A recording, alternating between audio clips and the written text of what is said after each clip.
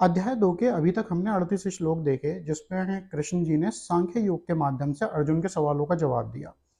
अब 39 से 72 तक वो कर्मयोग की बात करेंगे। कर्मयोग का हालांकि एक अध्याय 3 अलग है, लेकिन क्योंकि यहाँ सांख्य योग और कर्म योग के विषय में थोड़ा सा अंतर बताना है उन्हें अर्जुन को, तो वो 39 से 72 तक कर्मयोग की बात करेंगे। सांख्य योग क्या था जो हमने अभी तक 38 श्लोक तक देखा? 3 बातें थी। पहली चीज ये थी कि आत्मा अमर है, शरीर नश्वर है। दूसरी चीज, कर्तव्य वहन करने के लिए अगर हमें कर्म करना है तो हमें कर्म पे ही ध्यान देना है, उसके फलों से हमें बंधना नहीं है, या ऐसा होगा तो क्या होगा, ऐसा नहीं होगा तो क्या होगा, नहीं। अपना कर्म करना है, बेस्ट देना है, और वही वही सब कुछ है। तीसरी चीज, सुख दुख, जय पराजय, लाभ हानि, इन सब में समान अवस्था में रहना है, क्योंकि हमारे हाथ में we can not control the outcome. हमें अपना बेस्ट देना है, उसके बाद जो होगा वो ईश्वर के हाथ में, वो परमात्मा के हाथ में है।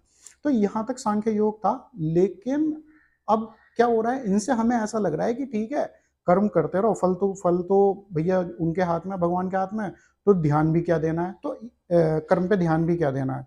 तो उस अवस्था से बचने के लिए वो अर्जुन को बताएंगे कि कर्मयोग क्या है और असली असली मतलब क्या है कर्मयोग का।